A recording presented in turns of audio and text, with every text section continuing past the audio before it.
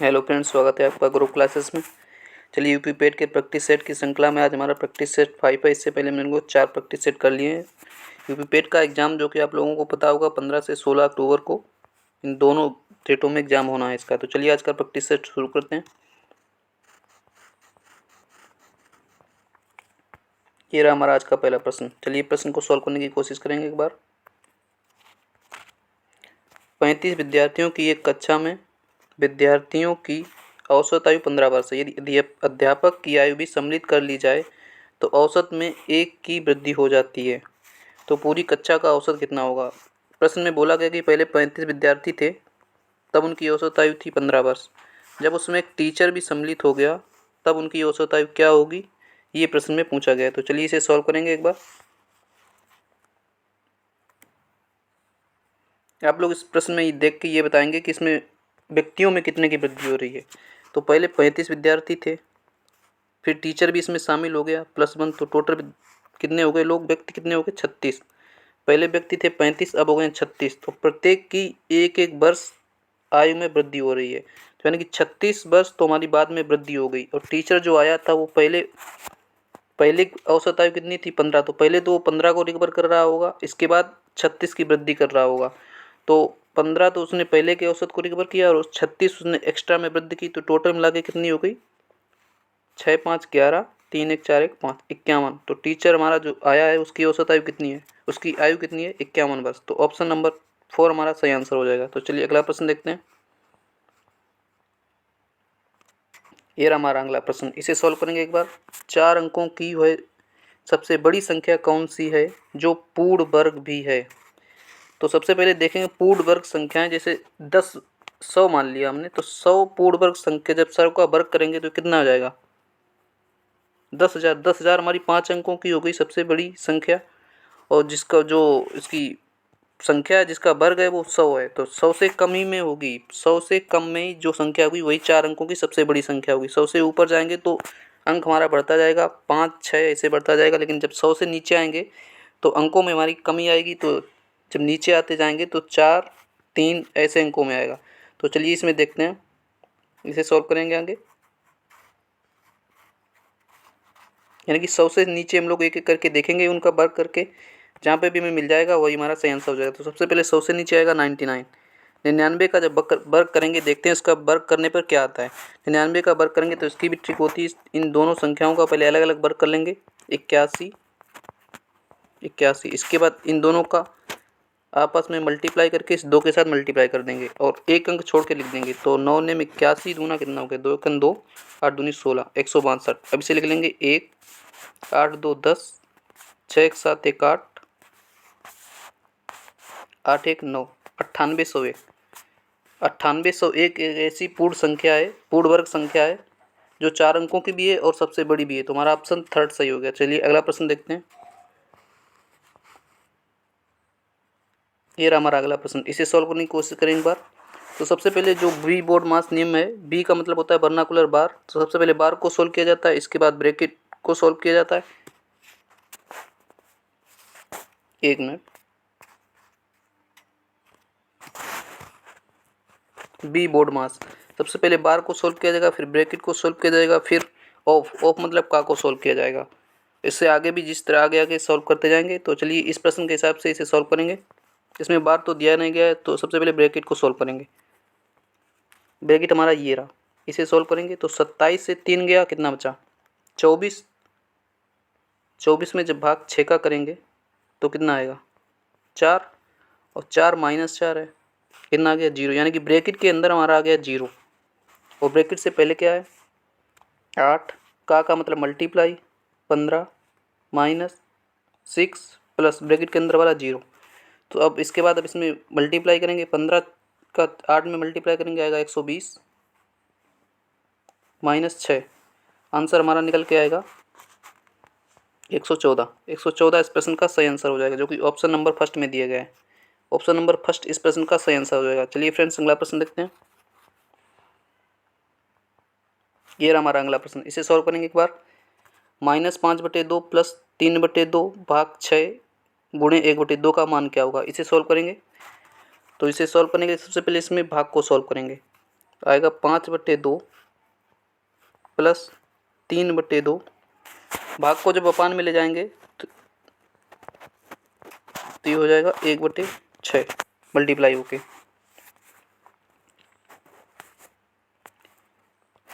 आगे लिख देंगे इंटू 1/2। इसे सॉल्व करें, 3 एकन 3, 3 दूना 6। और यहाँ पे आएगा माइनस का 5/2 प्लस 1/8। इसे सॉल्व कर लेंगे, आ जाएगा हमारा एलसीएम 8। ये आएगा माइनस का 20 प्लस 1। जब इसे आगे सॉल्व करेंगे तो आएगा हमारा माइनस का 19/8। 20 से गया 19, 19/8 माइनस का 19/8 इस प्रश्न का सही आंसर हो जाएगा, जो कि ऑप्शन नंबर फर्स्ट में दिया गया। ऑप्शन नंबर फर्स्ट इस प्रश्न का सही आंसर हो जाएगा। चलिए फ्रेंड्स अगला प्रश्न देखते हैं। ये रहा अगला प्रश्न, इसे सॉल्व करेंगे एक बार।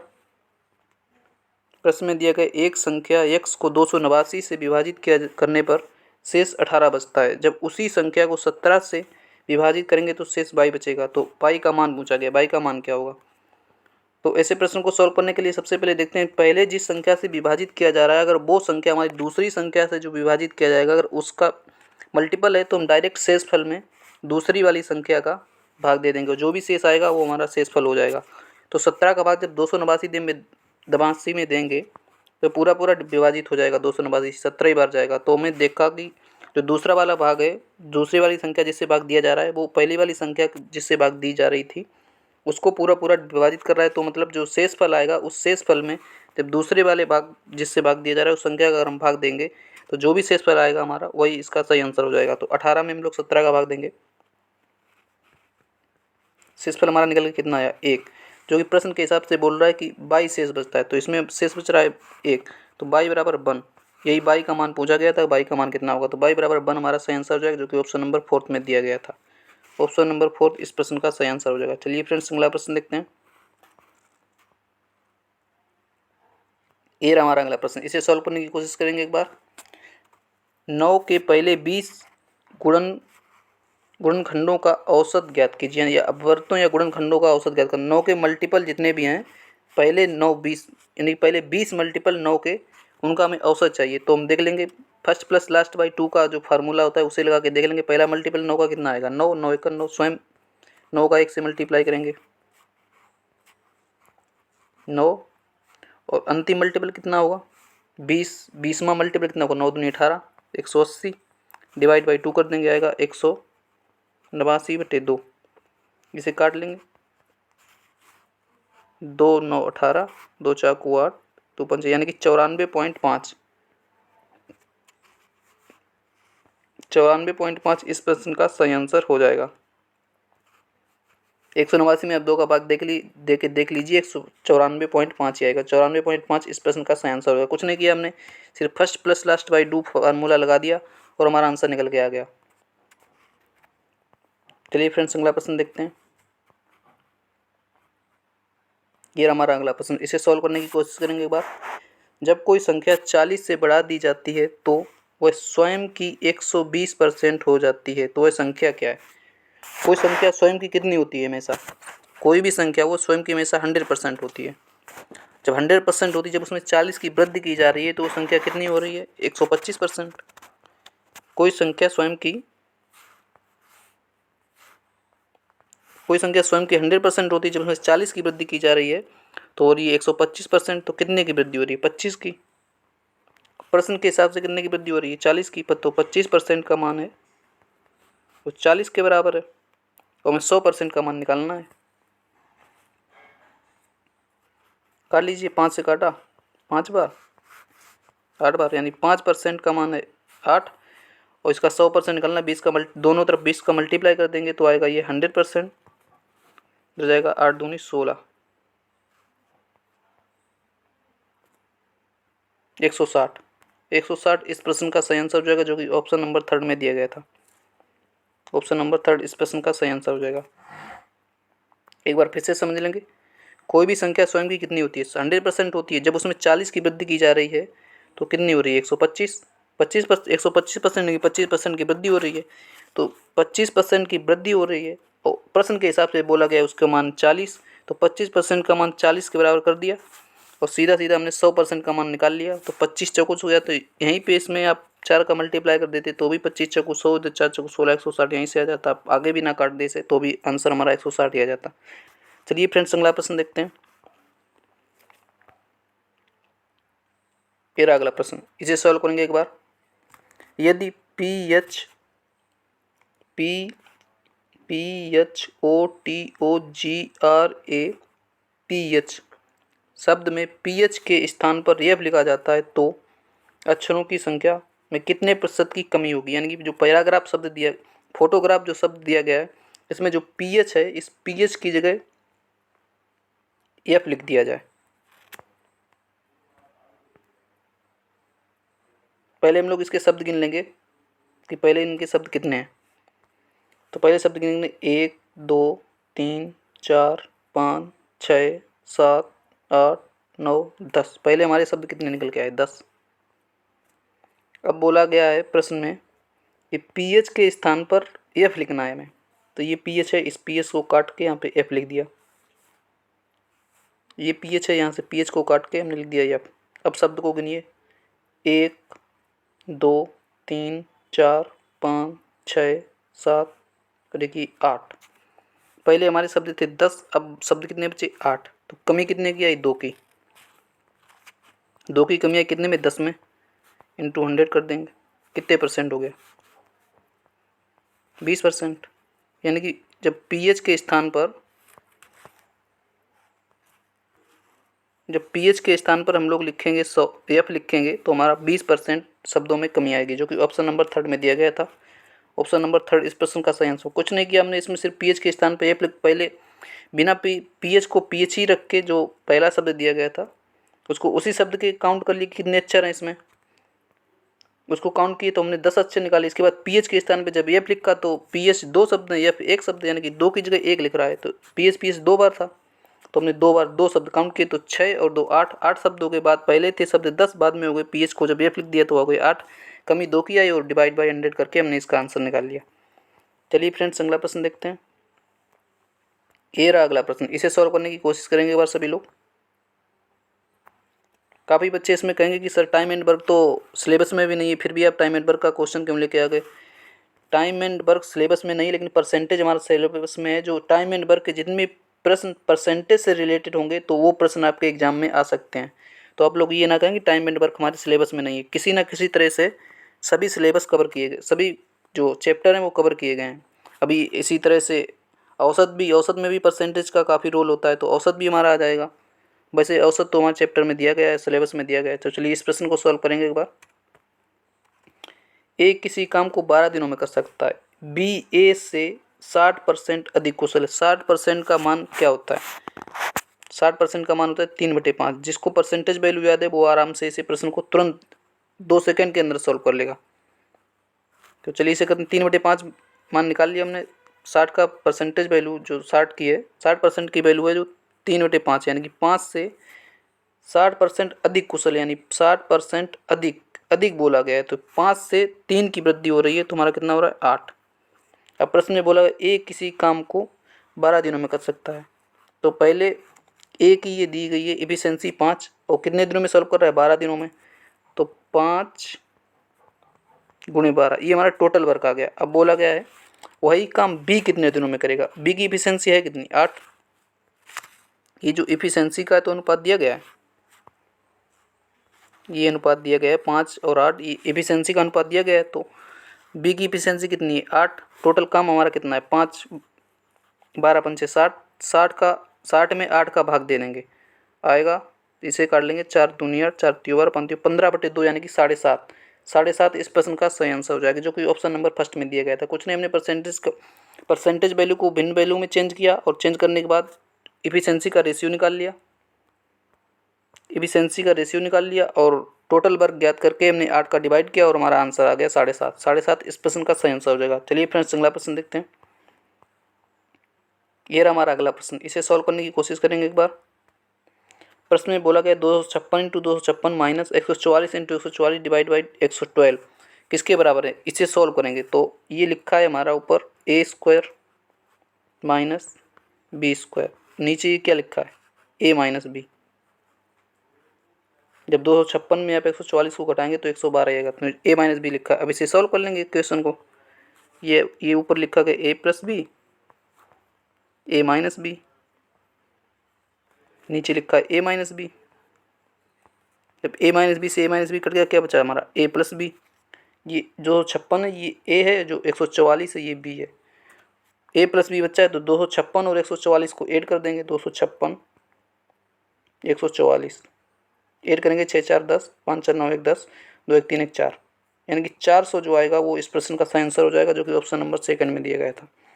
ऊपर लिखा था हमारा A square minus B square, नीचे लिखा था A minus B. A square minus B square को जब अलग अलग सेपरेट किया तो A plus B A minus B निकल गया, divide by A minus B था। ए माइनस बी से ए माइनस बी काट दिया हमने। ए प्लस बी का मान था वही ए और बी का मान रख के योग करके उनका आंसर निकाल लिया, जो कि ऑप्शन नंबर बी आया।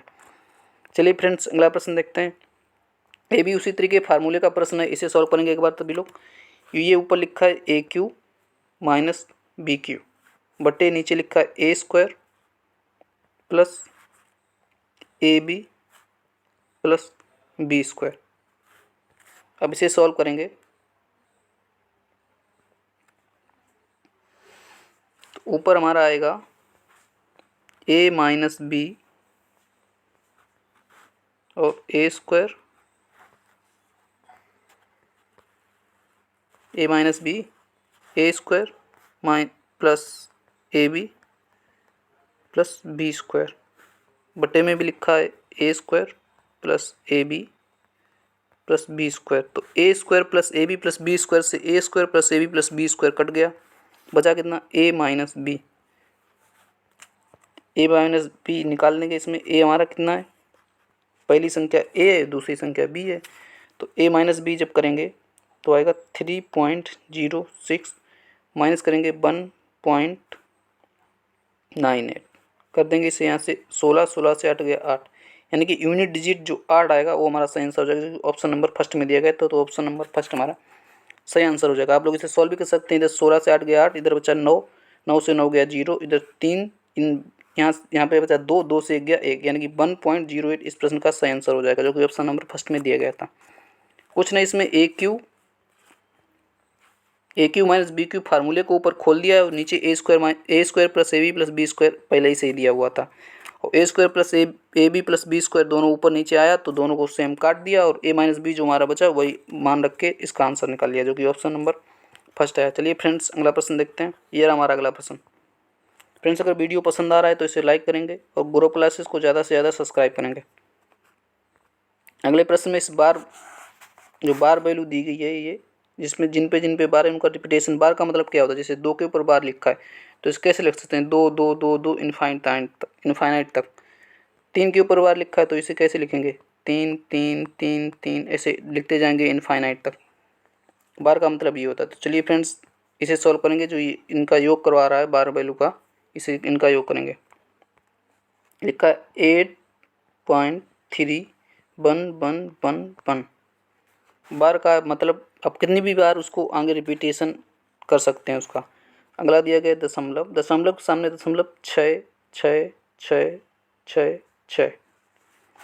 अगला दिया गया दशमलव 0 0 2 2 2। इसे सॉल्व कर लेंगे।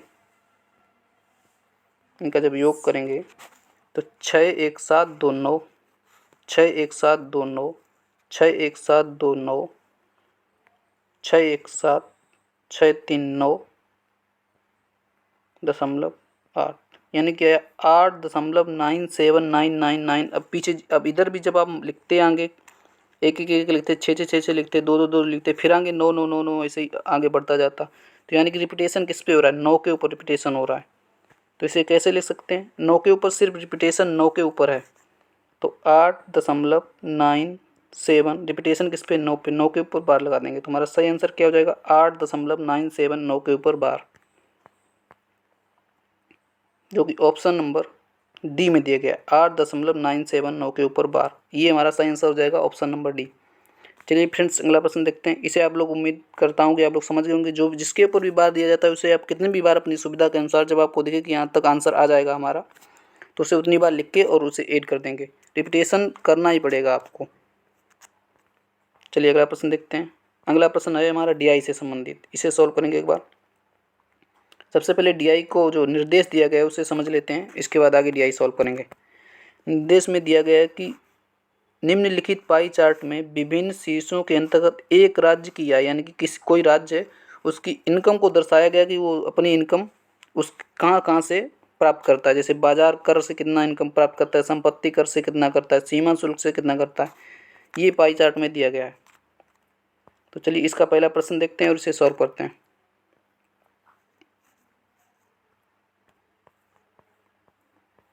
ये रहा DI का पहला प्रश्न। प्रश्न में बोला गया यदि किसी वर्ष में बाजार कर से आय 165 करोड़ है तो अन्य स्रोतों से कुल करोड़ में आय कितनी होगी। यानी कि बाजार कर से आय कितनी आ रही है 165 करोड़, बाजार कर में परसेंटेज के हिसाब से कितनी आ रही है 33%। बाजार कर से कितनी आ रही है 33% आ रही है, तो 33% का मान प्रश्न के हिसाब से 165 करोड़ दिया गया है। लिख दीजिए 33% का मान दिया गया है 165 करोड़।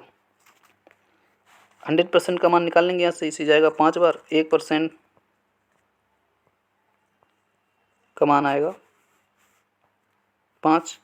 100% का मान कितना आएगा 500 करोड़। यानी कि पूरी राज्य उस राज्य की जो इनकम आई है वो कितनी आई है 500 करोड़। अब प्रश्न में बोला गया है कि अन्य स्रोतों से कुल आय कितनी होगी, यानी टोटल अन्य स्रोतों से कुल आय पूछ रहा है। 165 करोड़ ये कहाँ से है बाजार कर से, तो बाजार कर की आय को निकाल के 500 करोड़ में और जो भी आएगी आय वो हमारी अन्य स्रोतों से हो जाएगी। तो 165 करोड़ 500 से माइनस कर दीजिए,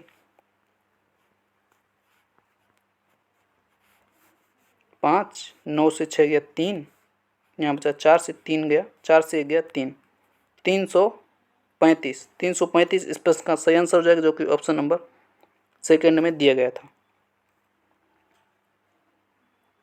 चलिए फ्रेंड्स अगला, इसे आप लोग समझ गए होंगे क्योंकि इसमें जो ये टोटल आय दी गई है ये पूरी 100% है। ये पूरी जो दी गई है आय ये 100% है। इसमें से 33 करोड़ बाजार वाला निकाल दिया हमने, बचा कितना, वही इस प्रश्न में बोला गया कि 33 बाजार की कुल आय को निकाल के 165 करोड़ थी, तो कुछ अन्य स्रोतों यानी बाजार वाले को छोड़ के बाद बाकी जो भी अन्य स्रोत हैं उनकी आय में ज्ञात करनी थी।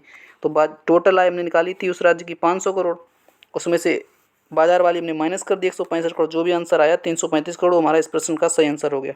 चलिए फ्रेंड्स अगला प्रश्न देखते हैं DI का। अगला प्रश्न क्या हमारा, ये रहा अगला प्रश्न। प्रश्न में बोला गया यदि एक वर्ष में कुल आय, यानी कि जो उस राज्य की कुल आय है वो कितनी है 733 करोड़। इस प्रश्न के हिसाब से उस राज्य की आय कुल कितनी है 733 करोड़ है। तो आयकर और उत्पाद शुल्क से आय करोड़ में ज्ञात कीजिए। आयकर और उत्पाद शुल्क की आय कितनी है परसेंटेज में। आयकर एक बार देख लेंगे इसे, आयकर और उत्पाद शुल्क याद रखना आप लोग, आयकर और उत्पाद शुल्क की देखनी है हमें।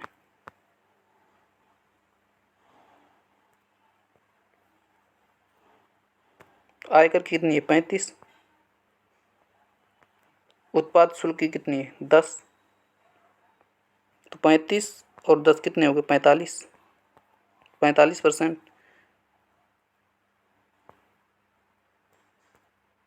एक मिनट,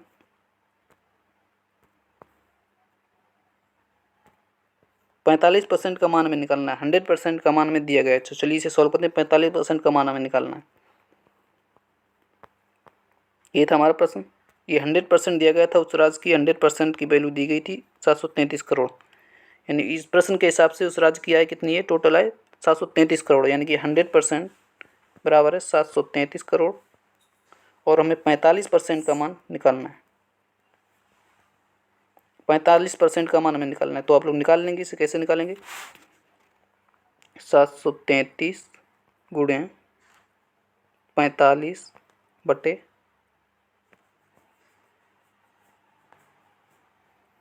100 कर देंगे, काट लेंगे इसे, 5 से काटा 9 बार, 5 से काटा इसे 20 बार। इसको जब इस इक्वेशन को आप लोगों ने सॉल्व किया, आप लोग सॉल्व कर लेंगे इसे, सोल्व करने के बाद आंसर आएगा option number first 329.85 crore. 329.85 crore answer आएगा। चलिए फ्रेंड्स अगला प्रश्न देखते हैं। ये रहा अगला प्रश्न। प्रश्न में बोला गया आयकर दर्शाने वाले खंड का केंद्रीय कोण का मान क्या होगा। जो दिया गया है पाई चार्ट उसमें 100% परसेंटेज में दिया गया है और उस 100% का केंद्रीय कोण कितना है 360। किसी गोले का केंद्रीय कोण कितना होता है 360। इसमें बोला गया आयकर दर्शाने वाले, तो देख लेते हैं आयकर परसेंटेज वैल्यू कितनी है आयकर की। ये रहा आयकर। आयकर की 35% यानी 100% का मान दिया गया है 360, हमें 35% का मान निकालना है। सोल्व कर लेंगे इसे। 100% बराबर है 360, 35% का मान निकालना है, तो इसे 35% का मान ज्ञात करना है, तो इसे सॉल्व कर लेंगे। 0 से 0 काट दिया, 2 से भाग दे देंगे 5, यानी 5% का मान 18 है, 18 डिग्री। 35% का मान निकालना है, तो 5 में जब गुणा 7 के करेंगे, इधर 18 में गुणा भी 7 का कर देंगे, तो 7 पना 35% के बराबर आ जाएगा। तो 18 सत्ते 126, 126 डिग्री इस प्रश्न का सही आंसर हो जाएगा, जो कि ऑप्शन नंबर फर्स्ट में दिया गया था। तो फ्रेंड्स ये थी आज का प्रैक्टिस सेट। कमेंट में आप लोग ज़रूर बताएंगे कैसी लगी आपको क्लास। अगर क्लास पसंद आती है तो इसे लाइक करेंगे और ग्रो क्लासेस को ज़्यादा से ज़्यादा सब्सक्राइब करेंगे। मिलते हैं नेक्स्ट वीडियो में, तब तक के लिए जय हिंद, थैंक यू।